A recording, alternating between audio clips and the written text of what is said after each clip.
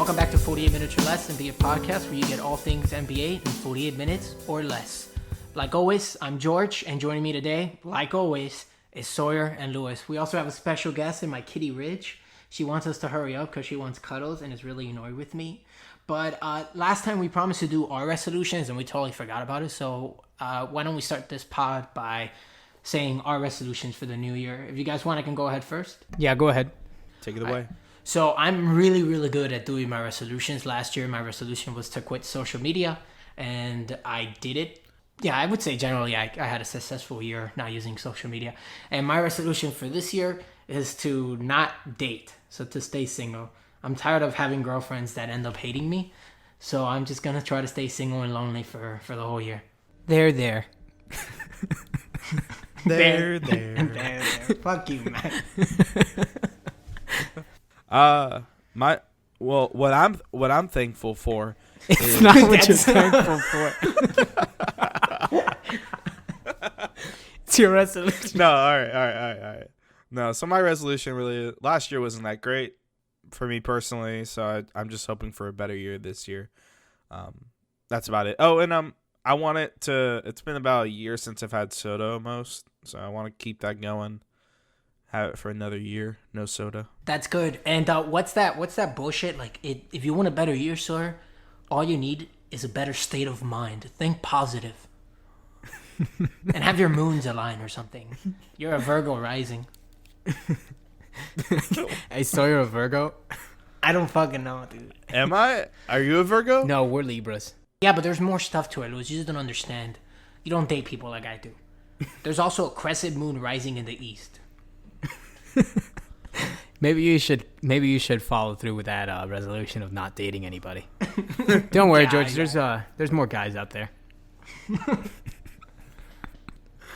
All right, Lewis. So last year my resolution was to lose 15 pounds. So my new resolution is to lose 40 pounds. Because you gained 25. Yes. God, we're hopeless. Well, anyways, guys.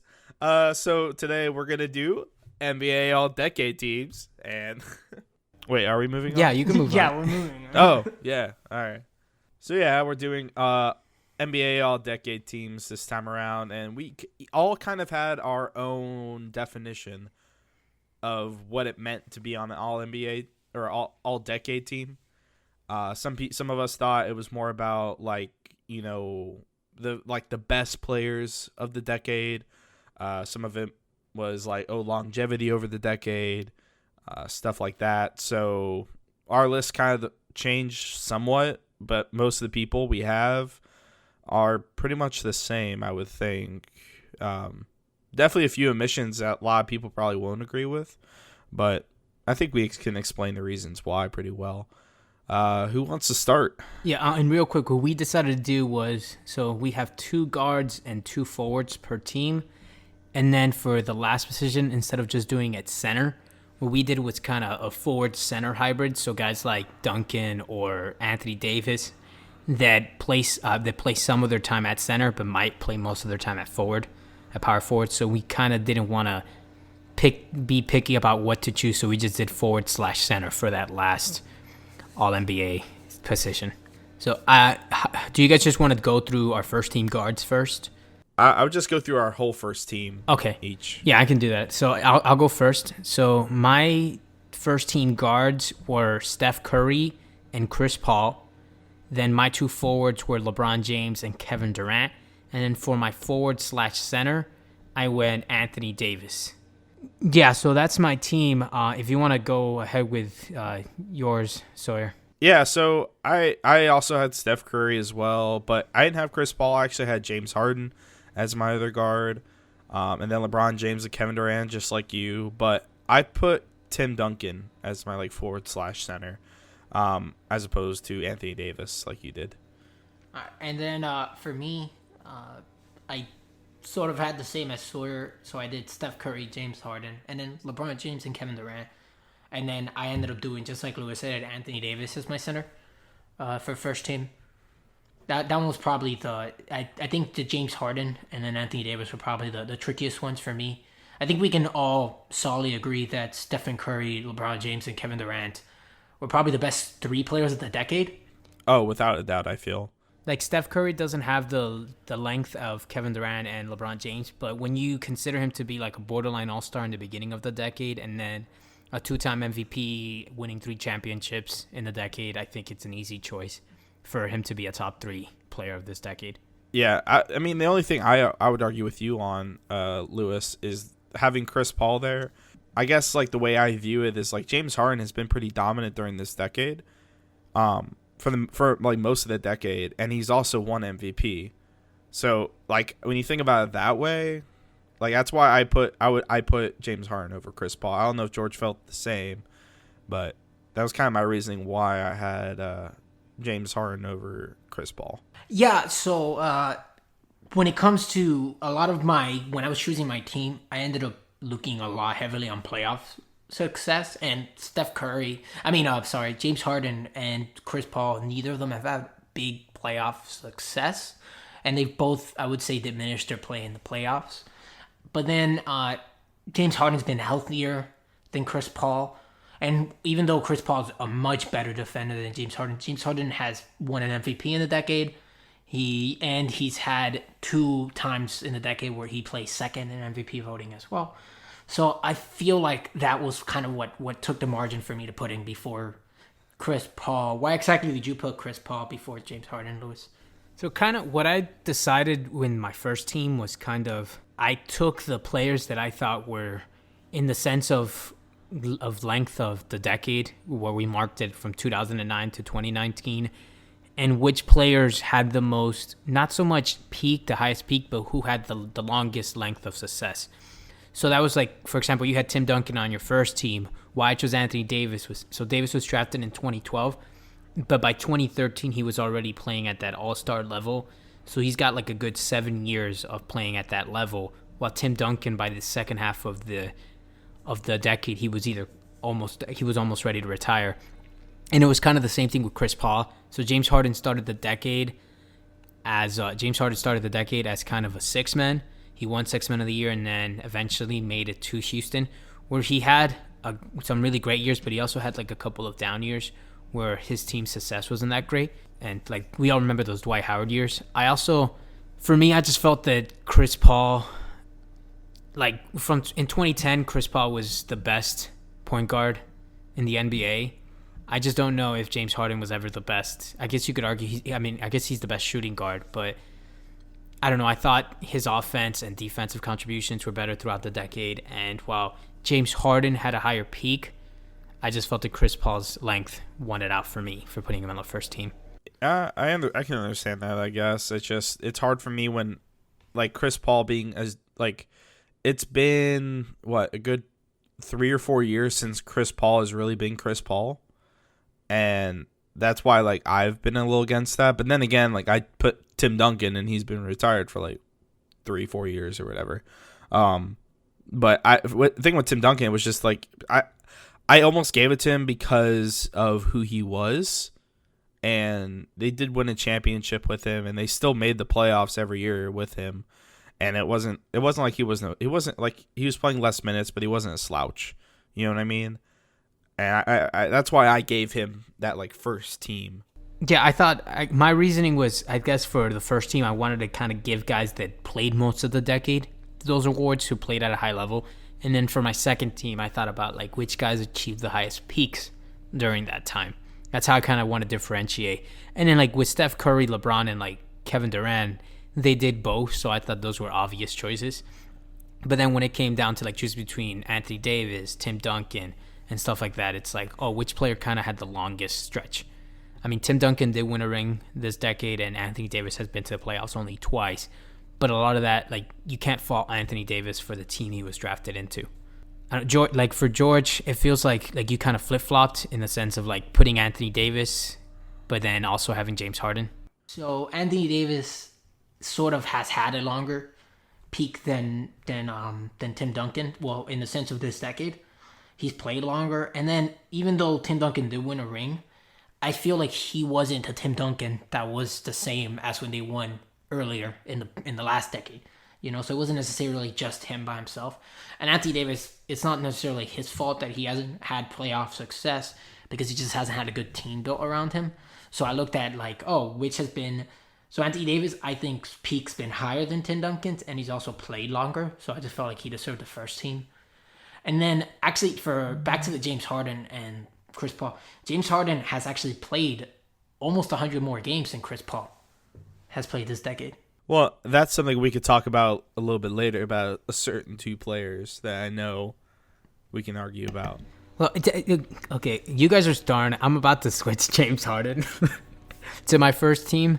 And that's how, I kept flip-flopping between which I wanted, Chris Paul or James Harden. I guess for me personally, I like Chris Paul more as a player than I like James Harden.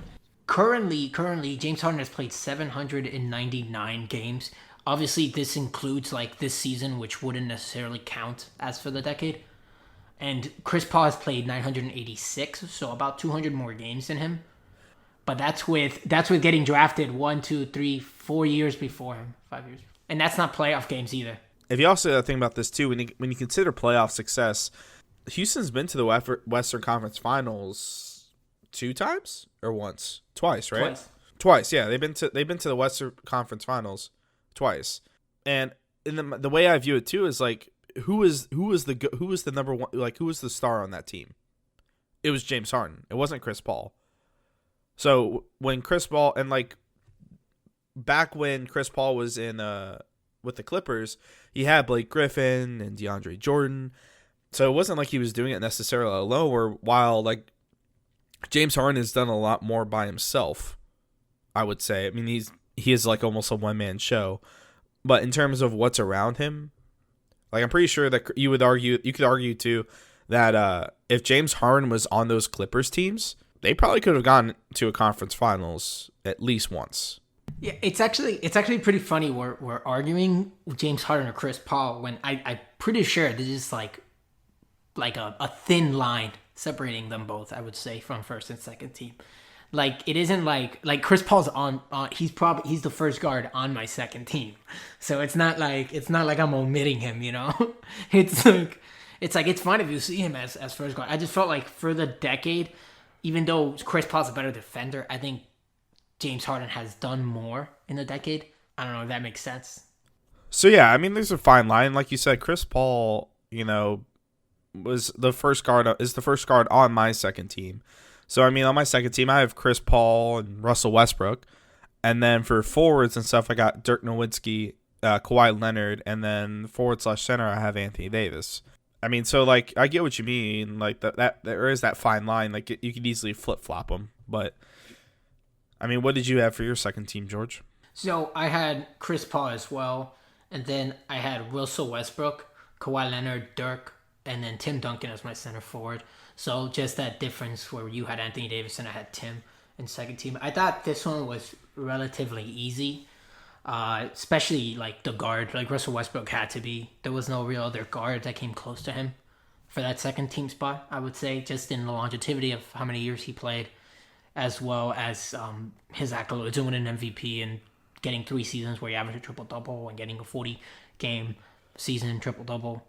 How about you, Lewis? What did you have for your second team? Okay. Yeah. So for my second team, I had pretty much the same thing as you guys, except just flipped 2 players. So I had Westbrook and James Harden as my guards, Kawhi and Dirk as my forwards, and then Tim Duncan as my forward/center. So I agree with you that the James Harden and Chris Paul conversation, I just put him on my second team. Same with having Duncan on my second team. Westbrook was pretty easy to have with the MVP. I think outside of the only other guard to have won it outside of the guys we already named was Derrick Rose, which dealt with his own injuries. So why I couldn't put him on this team's. But yeah, Westbrook was an easy choice. He gets a lot of backlash, but I think what he does well, he does really well. Like you said, having 3 consecutive seasons of triple doubles, and he was a pretty easy add into my second team. And then the one that might come as a surprise that we all had was Dirk. I think a lot of people forget about Dirk's level of play in the early part of this decade, winning probably the most unexpected championship of the decade, beating Miami. So he's got a Finals MVP. He won a championship, and then he also kind of led the Mavericks to playoffs for 6 years or so, and he didn't really. Like his last 2-3 years were kind of bad, where he was negatively affecting his team. But I think what he did in the first half of this decade was too much to not put him on my second team. Yeah, I mean, I honestly am kind of surprised that we actually have so many similarities between our first and second teams. I guess a lot of it just comes down to, it's like we all understand who the best players kind of were in the decade in a way, or like who we felt like were the best players, because some of them aren't playing anymore. You know, it's very easy. It all depends on like how you view certain players. Like I view Tim Duncan. Like I was like, you know, for who he was, he needs to be on my first team. You know, Anthony Davis, he's great. I don't think that he's bad, but in terms of what he's accomplished, he hasn't accomplished nearly as much as Tim Duncan has, even in this decade. Like not even just in his career, just this decade alone. So that's why I felt like Anthony Davis being on my second team was the reason why he was there. And I actually kept going back and forth between him being on my second team or my third team, honestly. Is it kept going back and forth because of not just the player he was, but like I value some accomplishments too. Like just because he's young doesn't mean a lot. Like there's some other young players that have accomplished, you know, more than he has. Yeah, I think that's kind of why I added Tim Duncan and Dirk to my second team. Was neither of the two had so much the length, but what they both did in the first half of the decade, winning championships, and kind of as well, in a way, legacy is kind of a way that I want to look at it. Which is like, it made me feel bad where I don't have Kobe Bryant on my team, even though he did win a ring this year. But I just think he only had about 3 good years before that Achilles injury that kind of derailed the last 3 years of his career before he retired. Whereas Dirk and Nowitzki, I think they had a better farewell in a way, winning rings and then kind of fading into the background. Yeah, I think it was easier to not have Kobe Bryant than it was to not have Dirk, and I think that's because there were better guards throughout the decade that had more longevity and saw more, I guess, statistical and success than Kobe, when Kobe only had 3 good years. While on the other hand, like with forwards, I think what Dirk did was probably one of the best. Like it's just the forward position. There weren't that many strong forwards behind him that I would say I would omit him, that deserved it more than him, in my opinion. So that's why I ended up going with him in second team even. And I mean, Kawhi Leonard was probably the trickiest one for me, because he did have he wasn't necessarily a star in the first half of the decade, and he started to come in. I think around 2015 was when he started becoming like more offensively driven, and then he had a season where he was completely out. And I wouldn't necessarily have put him on my second team if it hadn't been for last year's playoff run. Like that playoff run was probably one of the best playoff runs in NBA history, and then being able to give Toronto the first championship, I think that solidified him on my second team, without a doubt. Well, honestly, no, it's not just that. Like it was also his second Finals MVP. Like he was a Finals MVP back when he was with the Spurs, when he was still young, because they beat the LeBron James led Heat, and Kawhi was the one that guarded him. So I take into account the fact of how great his defense has been over the first part of the decade, and then the way he's elevated his offensive game to now be that kind of all-around star. So that's why like he made my second team over like some of the other forwards, were because of that. And that's just how I kind of thought about it. I was like, he's 2 Finals MVPs, he's a stout defender, and now he's starting to become a great offensive scorer as well. Yeah, he won Defensive Player of the Year as well, right? Yeah, he won it twice. At least once. No, he won twice. So yeah. So for having Kawhi, for me, was outside of LeBron, he's the only other player this decade to win a championship with more than one team, which is really impressive, especially when you do it on a team that you got traded to. You didn't even get to choose. The team wasn't built around him. He kind of, with his style of play, he's able to kind of fit any team. And that's like, if it wasn't for Kevin Durant and LeBron James, in most decades, he could easily be a first-team forward. But it's tough competition when those are the 2 guys that you're looking up at. And easily the next decade, he could, depending upon how this part of the decade goes, the first half, we could easily see him being in the first team for the next decade over Kevin Durant. like depending upon what he accomplishes over Kevin Durant, it's got a good chance. Wait, for next LeBron decade? James will probably for next decade. There's no way none of these guys make it. They're too old. You think they're too old? Like, I don't know. We'll see. Well, LeBron's got like Durant and James, yeah. Durant's like 31, and he said he wanted to retire at 35. So I guess we'll see what they accomplish, right? at least first team will be tough. I'm not sure if Kawhi's still pretty young, but I mean Giannis is probably one of those forwards. So I'll lead us with the third team. So for my third team, I have in the guard positions, I have Dwayne Wade and Kyrie Irving. And then in my forwards, I have Paul George and Chris Bosh. And then for my center, I ended up going with Marc Gasol. For my third team, what do you guys have? Yeah, so for my you can go ahead. Go, Sorry, no, sorry. No, you can go ahead. you're Sorry. good. No, sorry. No, I'll be last. So- I'll be last. Okay. Sawyer's never gone last, so you should go last now. Okay. So for my third team, I kind of, before I give the team away, I just kind of thought about one of the players that won championships, whether they were necessarily the most important pieces or whatnot, but they helped their team win, and as well as how well they can fit into other teams. So for my two guards, I went Dwayne Wade and Klay Thompson. For my forwards, I went Draymond Green and Chris Bosh. And then for my forward/center, I went Mario Chalmers. I'm just kidding. Zaza Pachulia. No, for my center, I felt like Andre Bogut. Andrew Bogut. I went Dwight Howard. He didn't win anything, but I think his peak was pretty impressive in the early part of the decade, and even his years in Houston were still pretty good. If you want to go ahead with your team, sir. Yeah. So when it came to my third team, I had some similar players to you guys, but my guards I had Damian Lillard and Dwayne Wade, and then for my forwards were Draymond Green and Chris Bosh, and then my forward/center was like Dwight Howard. The way I saw my third team was when I thought about Dwayne Wade, and I know he wasn't great the entire decade, but he was still really good, and he still won championships, won 2 championships in Miami. He was still pretty good even after LeBron left. So it was hard for me to not include him, I felt, because I don't know why. Maybe the same thing with Tim Duncan, just, nostalgic. Like you just have to give it to him in a way.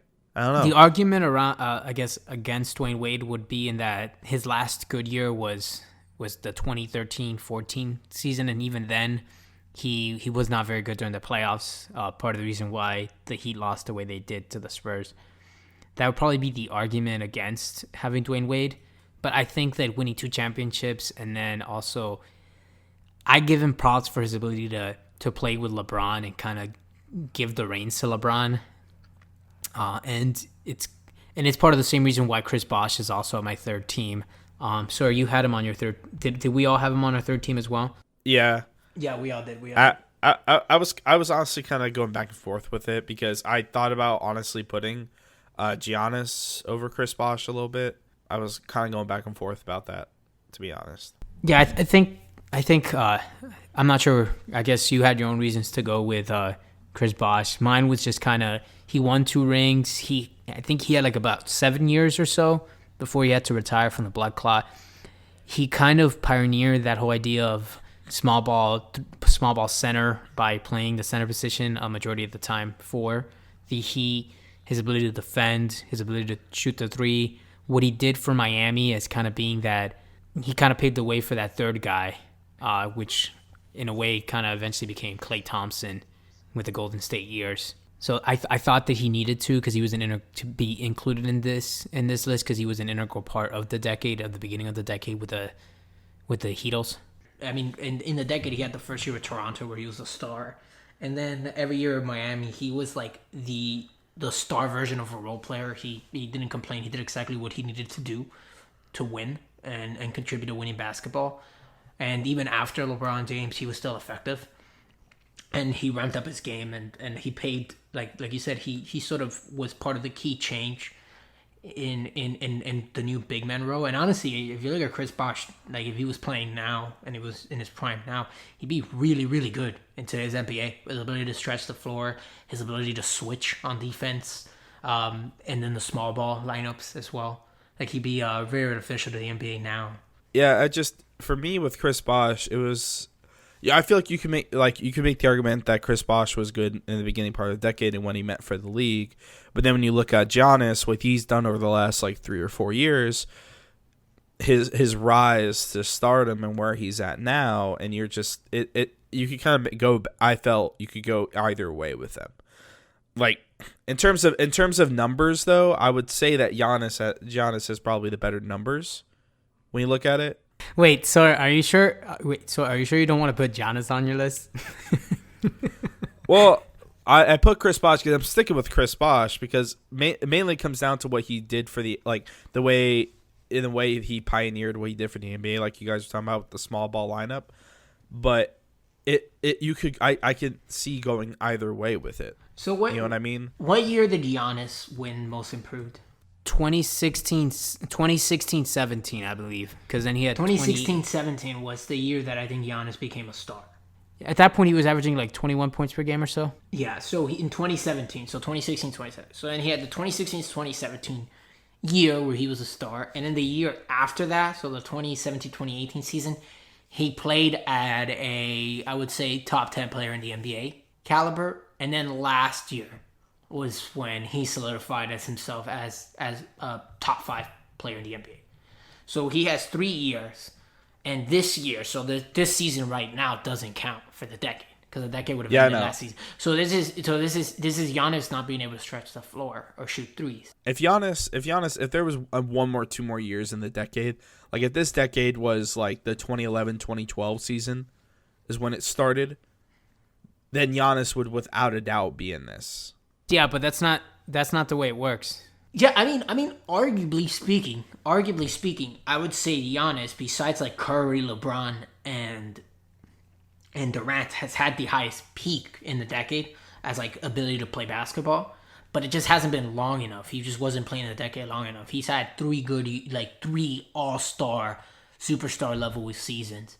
I would say 3 all-star, 2 superstar level seasons in a decade, and it's just not enough compared to like someone like Chris Bosh, who's had 7 years of the decade that he was playing at an all-star or above level with 1 or 2 seasons as a superstar. So it's one of those that's what makes but that's what makes this so hard. I mean, Giannis hasn't won in the decade either. He hasn't won a ring. No. Yeah, I would say if Giannis won a ring, say last year, I would say you can make the argument that it would be Giannis. Yeah, I think if Giannis won a ring last year, I would put him in. Put him in, but he didn't. Besides Chris Bosh and stuff like that, my thing is the fact that you have Kyrie in over Damian Lillard, and I think the only reason why you did was because Kyrie has a ring, or you probably felt like he was the better player. But so are we good then? Are we good that Klay Thompson's in? Is that what we're all saying? We'll get there. We'll get there, sir. We'll get there. But no, like Damian Lillard has been more dominant, has played in more games, has been better in the playoffs, honestly, on a more consistent basis. He literally hasn't, though. He hasn't been better in the playoffs. He's had 1 good playoff. No, he hasn't been better. I think Kyrie's been better, but you can argue that Kyrie has been better because he was playing with LeBron. But Kyrie we can't do Kyrie that. did have 2 playoffs. Kyrie went to the playoffs how many times in the decade? He went 4 years with LeBron. No, he went 3 years with LeBron because he was injured his 4th year. So he played 4 years in the playoffs this entire decade. But he wasn't injured that entire decade. No, he missed one. He missed one the first year with LeBron. He was injured. He wasn't injured that entire playoff. No, but he missed he only played 1 game in the finals. He played 2.5 playoffs. He played 2.5 playoffs. He played about 2.5 playoffs. And then last year was miserable. And then he played 1 last year with the Celtics. And last year was miserable. He was off in the playoffs. So you're telling me he had more success? Yes, because he won the championship. But if you take away that championship, what has he done? Well, Damian Lillard has had 6-7 straight years in the playoffs. So last year, Damian Lillard made the conference finals. But I don't think you can value highly that he beat an OKC team that was already done and that could not produce any sort of offense. And he beat a Denver Nuggets team that was new to the playoffs. Well, let's look at the stats. What about the stats? Let's look at the stats. Let's bring in the stats in. Don't talk about the teams they played. Why don't we talk about the stats they had? All right, I'm just saying Kyrie Irving beat the team that Damian Lillard's never been able to beat. Yeah, but he also had LeBron, dude. Yeah, but you can't, Lewis. You have Klay Thompson, and Klay Thompson had Kevin Durant and Stephen Curry. Kyrie never had to play a defense like what Damian Lillard had to in the playoffs. Like Kyrie never had to get trapped. Wait, Kyrie never had to play a defense like who? Kyrie never had to play a defense like who? Kyrie never had to get trapped in the same way that Damian Lillard has to go up against every freaking playoffs that he gets trapped. I mean, Yeah, but last year as the don't- man, his first playoffs as the man, look how the Bucks turned him into a baby. Yeah, but the Bucks are one of the best teams of all time. One of the best defensive teams of all time. And Damian Lillard has had to go up against the best team of all time in Golden State Warriors pretty much every single Yeah, and year. so did Kyrie Irving at pretty much every season of the decade that he played. All right, I'm gonna take last year's playoffs into consideration. So here you for a have second. one. You have Last one year's playoffs series. are considered. How about? Yeah. No, well, because I'm talking about like that's the one. If you want to take away the part about LeBron, then that's the only year that you could talk about was last year. The only year Kyrie wasn't with LeBron. We can't take away the LeBron. Like if you take away the LeBron thing, why are you guys taking away the LeBron thing for Kyrie Irving, but you don't take it away for Dwayne Wade, you don't take it away for Chris Bosh, you don't take it away. Okay, for, fine. And All right, then you let's wait. not. Let's do their How about the career. fact? How Let's about the do their fact that career Klay in the Thompson? How playoffs. about the fact that Klay Thompson and Draymond Green played alongside the best offensive player of all time and the second best offensive player of all time in Kevin Durant and Kyrie Irving. I mean, and Stephen Curry. So how come you don't say Because when Klay you're talking Thompson about won 13? them the OKC series. That's why he's in my third team. Because Klay Thompson And won so that you're series. gonna take away. Wait, are you gonna take away what Kyrie Irving did against Golden State during that series? Because it wasn't just LeBron. LeBron got the dunk, but Kyrie they both had the 2 40-point games. He had the 3 at the end. He played amazing in that Golden State series. I'm sorry, but let me take a second. All right, so first of all, there were 4 seasons that Kyrie Irving was in the playoffs. There were 6 that Damian Lillard were. Okay? In his career in the playoffs, Damian Lillard averaged 25 points, 6 assists, 4.5 rebounds, shooting 40% from the field and 35 from 3. Not very impressive. That 40%. Okay. Yeah, I know, but that's career in the playoffs. So you're talking about like his beginning part when he was younger. Now let's look at the 4 years, and like I said, 4 compared to 6, and which is also yeah, exactly. So it's 23 Sorry, points what did per you game say for there? Kyrie. We lost you. Like I lost you. No, I was about to say something that I lost track of what I was going to say. Okay. But Kyrie Irving's 23 points, 5 assists, 3 rebounds, 45% from the field, and 40 from 3. So overall, he shot better for the career. Overall, But he didn't make as many points because he's not the man on his team. He wasn't. Yeah, the he first was playing option on with- his team. exactly. Damian Lillard was the man on his But team. that has nothing to do with. Was them. Kyrie ever an That- All NBA first team? Was Kyrie ever an All NBA first team? Yeah, but Kyrie played alongside LeBron James, No. so you can say that you cannot blame a team's construction on the player. Like Kyrie had Wait, more success than You, Damian you Lillard don't for want the to blame. decade. So wait, you don't want to blame. You don't want to blame him. You don't want to blame him for playing with LeBron. But when we try to remove LeBron from the situation, that's a problem. What was the first season in Boston? How was his regular season? His first season in Boston, he was playing amazing. In last year, Boston had problems So Kyrie His had first year in chemistry issues. Boston, His first year in 24, Boston, 5 and 4. 24, 5 and 5. When he played better defense, and what was his shooting percentage? What was his true shooting percentage? Dude, Kyrie got outplayed by Isaiah Thomas in his Boston years. Isaiah Thomas was better in Boston than Kyrie ever was. Isaiah Thomas couldn't play defense in Boston. And neither can Kyrie. Kyrie can play defense to save his life. But he was no. He There's played a good reason why the defense. Nets were the 30th worst defense when Kyrie played. It had no, dude. You realize a guard doesn't affect defense that much, right? It doesn't matter. Then why did you say Isaiah Thomas can't play defense? What? You're the one that brought it up. What? You're the one that brought up that Isaiah Thomas Damian can't play defense. Damian Lillard is not a good defensive player, so I don't think He's bringing better than defense when it Kyrie. comes- He's better than Kyrie. Yeah, but dude, that you can't like. Why are we having this argument? I mean, it's your opinion. Like, so for me, it's super simple. Damian Lillard is better than Kyrie in the regular season, and for me, Kyrie is better than Damian Lillard in the playoffs. So, Yeah, while so I'm for arguing with you, like, I don't agree with Sawyer. Kyrie is better than Damian Lillard in the playoffs, and that's a reality, no matter how you want to look at it. If you want to say so. If I'm talking about players in the decade, I think playoff success has to be a part of it. And I think what they've done in the playoffs, the big moments have to be a part of it. And while I think Damian Lillard was hard, I consider putting Damian Lillard over Dwayne Wade. I did. Why do you have I Marc just think Gasol Kyrie instead of Kevin Love?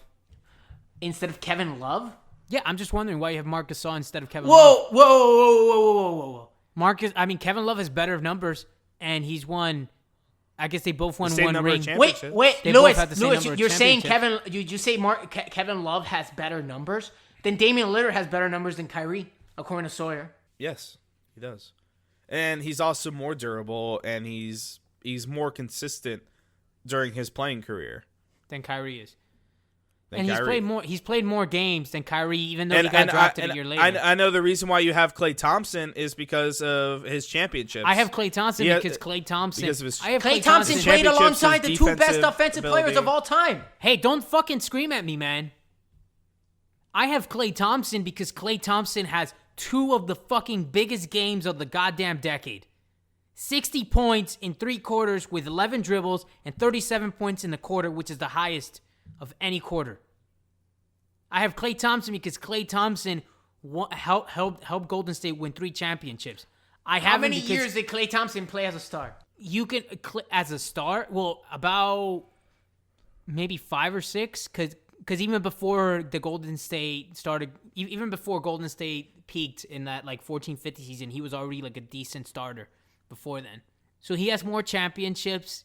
He's got 2 of the biggest games in NBA history. He's the best defender by far, and was the second best defender in Golden State during those amazing years where people talk about their offense, but their defense was part of the reason why they won. This is for the same reason why I have Draymond in my third team. We're talking about the best team of all time in the Golden State Warriors. Damian Lillard doesn't have the playoff success, and Kyrie's won 1 championship, but without LeBron, he can't do anything.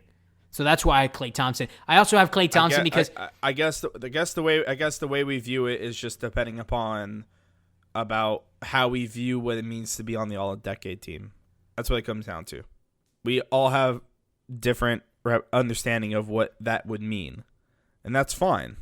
It's understandable. It's just like how, you know, we have Draymond Green, Lewis and I do, but George has Paul George. George doesn't. Yeah, because Paul George did more over the decade than Draymond Green did. For me, Draymond Green won and was arguably probably the best, one of the most unique defenders in NBA history.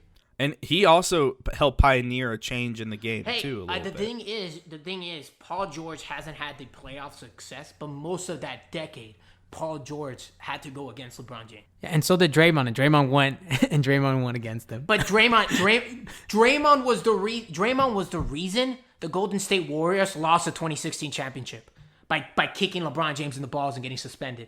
All right, but let's think about how many defensive player of the years do Draymond have? Does Just Draymond one. have? He has what? Just 2? one. Yeah. Just 3? one. Yeah. Just One? one. No, just I one. thought he has 2. Because Kawhi won twice, one? then Draymond won, and then Rudy Gobert won the last 2. And then Paul George. 0. But it's harder to win as a wing player than as a big man. Yeah, it's a lot harder. But he's been in consideration multiple years. He's also a way better offensive player than Draymond. I mean, like, Paul George finished top 3 in MVP, and Draymond's never been near there. I would say Paul George is probably the best guard defender of the decade over Kawhi Leonard because he's done it for longer. I would say between him and Kawhi Leonard. I'm actually with George. As a wing defender, he's probably the best of the decade because Kawhi's missed too many seasons. He's missed too much time, and last year he was arguably not that great. So I think I would agree with George that Paul George has been the best wing defender of the decade. And he's a better offensive player. He hasn't had the playoff success. He's had playoff success. He's won. He's had key moments in series. He just hasn't had the playoff success that Draymond had. But he also hasn't had the team that Draymond's had. And we see this year, and I know this year doesn't count, that when Draymond isn't in a team that has 2 of the best offensive players ever, then he's just not as good. But I mean, you both have Draymond over Paul George. Paul George also has had twice as many years almost as Draymond. So he's been good for, 8-9 years in a decade? Yeah, I think, when did he win most improved? Because in his first years, he was going up against LeBron and the Heatles. And they were a great regular season team. Within the Indiana teams? Yeah. Yeah, they were. And I don't have an issue. Like I don't have an issue with you guys having Damian Lillard or Kyrie or Paul George over Draymond or over Klay. It's just, I guess everybody defines it differently. For me, I think the reason why, like, for me, I had to have Draymond and Clay is because when I think about the 2010s, the Heat and the Warriors defined this past decade. So not having the lead guys from either of those teams to me is kind of omitting them from the reality that these were the guys who made up this decade. These were the guys that won. So I get what you're saying, but then guys who didn't have the luck of being able to play for these teams, that just weren't in those teams, they should be omitted. I mean, like, Paul George has had 2 All-NBA defensive second teams, 2 All-NBA defensive first teams, an NBA steals leader, NBA most improved, 4-time All-NBA third team, All-NBA first team, and then 6 NBA All-Star appearances in the decade. That's a lot, man. And unfortunately, I had to admit him to have Draymond Green. That's just the way it works. If there was a 14, Paul George would be on it. Yeah, I mean, and Draymond Green is a 3-time NBA champion, a 3-time NBA All-Star, All NBA second team, All NBA third team, Defensive Player of the Year, 3-time All Defensive first team, 2-time NBA All Defensive second team, and he was the steals leader too. So yeah, exactly. It's a lot how many times was he top 5 in MVP voting? It doesn't matter. How many times did... He doesn't need to be top 3 in MVP voting because he's got 3 rings. Yeah, what is his offensive value? What is his offensive value when he doesn't have the best 2 shooters, like playing with 3 of the best shooters of all time? You can't blame him. That he got drafted. All right, would you say that Draymond Green is a NBA Hall of Famer? Is Draymond Green a Hall of Famer right now? And so is Paul George. They're both NBA Hall of Famers. Yeah, they're both Hall of Famers. First time ballot Hall of Famer? Draymond, no. Let me ask you guys a question then. Is Klay Thompson a Hall of Famer? I would say Draymond's more of a Hall of Famer than Klay Thompson, honestly. Hall of Flamer? Hall of Flamer, because... Also, dude, I'm not going to include Draymond because let's be honest, Draymond's a dick. I mean, he's Big Dick Dre, man. But besides all this arguing, but honestly, Dwight Howard, NBA, or Defensive Player of the Year's been pretty dominant, like, more than half the decade. Marc Gasol has a championship. He has a Defensive Player of the Year, and he's never been detrimental to his team the way Dwight Howard has, and he's been more successful throughout the decade. Like, he's played well. He's been a good piece for his team the entire decade. Well, tomato, right? I had Dwight Howard as well. I mean, it's fine. It's fine. We'll let this one go. And so are you complaining about our first 2 teams being too similar? This is what happens when our teams aren't similar. Yeah, so we're just going to run through a list real quick of just some honorable mentions just so people don't get mad if we don't mention these guys. Or message them. We don't want them to get mad if we don't message them either. I'm going to DM every single one of them. So these guys include guys like Kobe Bryant, Carmelo Anthony, Jimmy Butler, Sawyer's favorite player, Giannis. Lewis. That's your favorite player, by the way. It's time we talk about it. His name isn't Giannis. It's Giannis? It's Giannis. Whatever. Giannis? Giannis Antetokounmpo. I thought it was Giannis. No, Giannis. it's Giannis. Whatever, it doesn't matter. Giannis. How do you pronounce Fred? Giannis. Because it's like Van Fleet or Van Vliet? It's Van Vliet. Van Vliet. Yeah, Van Vliet. Okay. So Giannis, Al Horford, LaMarcus Aldridge, Blake Griffin, Jimmer Fredette, Isaiah Thomas. No, and Isaiah Thomas, really? No. He had 1 good year, 2 good years. No. Jimmer Fredette. No. No to who? To Jimmer? No. Yeah. No. And no to you. No to Jimmer. All right. DeMarcus Cousins, Andre Iguodala, Mario Chalmers. Just stop. I would take Andre Iguodala over Jimmy Fredette. Paul Millsap, Damari Carroll, Kyle Korver. Are you just naming players right now? Wait, are you just naming the Atlanta Hawks? Zion Williamson. Thanks everybody for listening over the last half hour to just us arguing Brook about Lopez. who should be on our third team. As always, like, comment, and Marcus subscribe. Morris. Markieff Morris. Or something Marcus like that. Morris Sr. Whatever you do in podcasts. Dude, I'm trying to end this stuff and you keep saying names. Do you want to redo the ending? Well, yeah, because you kept talking. Go, sir. Do the conclusion. Thanks for listening, guys, to us argue for the last half hour about our third team and us trying not to punch Lewis in the face. for saying names over and over and over again. But as always, please rate, review, and subscribe to us. And please check us out on YouTube, 48 minutes or less. Real quick, if you guys actually like the argument, let us know, because there's a lot of bullshit I'm going to fight with you guys about. So just let us know. Yeah. All right. Love you guys. Are you guys mad that I didn't put Jimmy for Dead on my list? No one's mad, Louis. No one cares No. about you. Leave.